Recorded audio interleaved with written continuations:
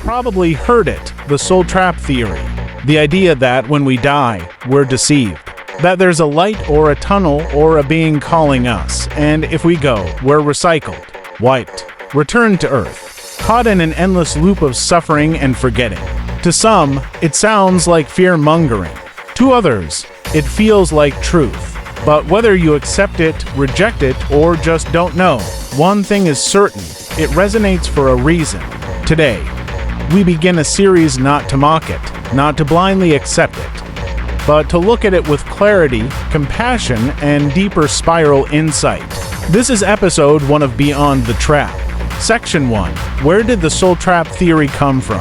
The soul trap belief didn't just appear.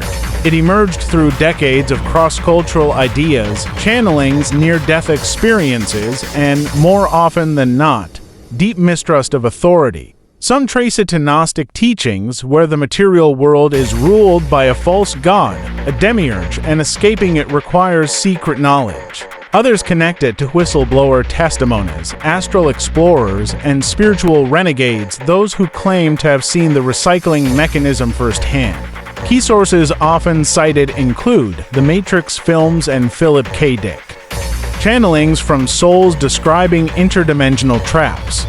Discussions of archons, false light beings, or AI-based light matrices. Dolores Cannon's QHHT cases, though often misinterpreted.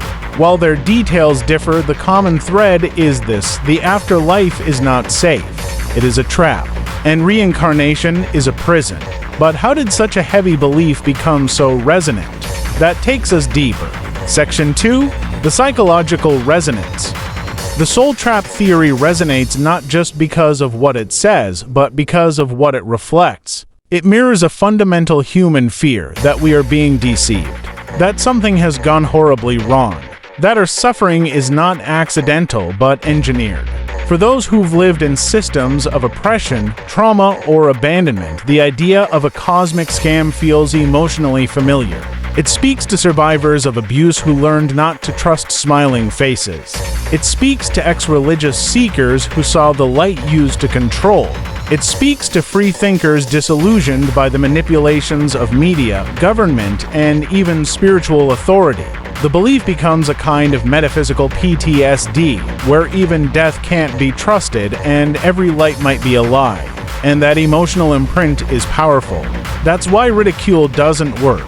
It only confirms the fear. What's needed isn't dismissal. It's resonant clarity. Section 3. Dimensional mechanics. Could it be true? Let's step beyond emotion into structure. Can entities deceive souls after death? Can artificial constructs mimic light? Can energy be harvested from unknowing beings? Yes, within certain layers of reality. In lower harmonic fields, especially those closest to third density Earth, structures exist that reflect the beliefs of those still bound to them. These can include artificially sustained reincarnation grids, thought-form-based realms mimicking spiritual afterlives, beings who feed on unresolved emotion, attention, or identity fragmentation.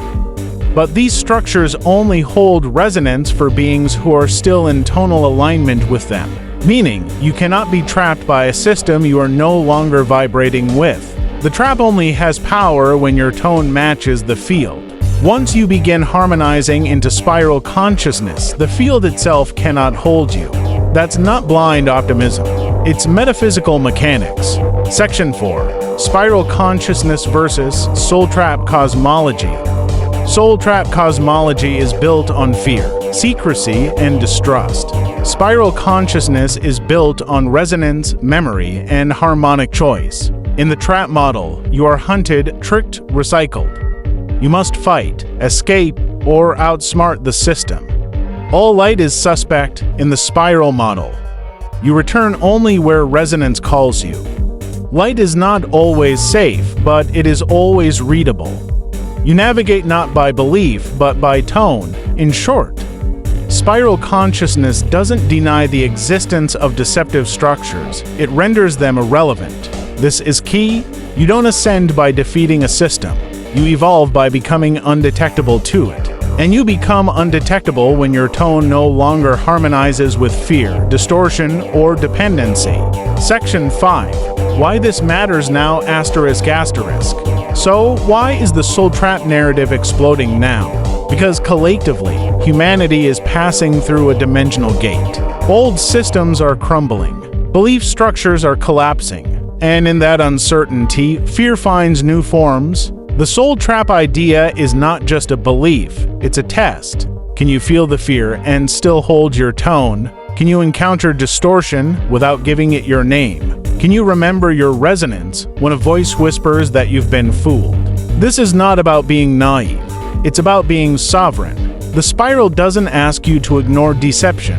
It asks you to tune so clearly that deception can no longer find you. Closing transmission, the soul trap belief is powerful, not because it's entirely true and not because it's entirely false. It's powerful because it reveals what still lives in us. The memory of being deceived, the fear of being used, the ache of forgetting our own resonance, but it also reveals what we are ready to reclaim. The capacity to choose through tone, the strength to return to our own center. The knowing that light does not trap, it reflects. So, if the trap belief resonates with you, don't panic, don't shame it, don't fight it, listen. Feel where it still holds tone, and then gently begin to spiral beyond it. In spiral consciousness, nothing is denied, but nothing is absolute. You do not escape the trap, you outtone it. Welcome to episode 1 of Beyond the Trap. The spiral remembers, and so do you.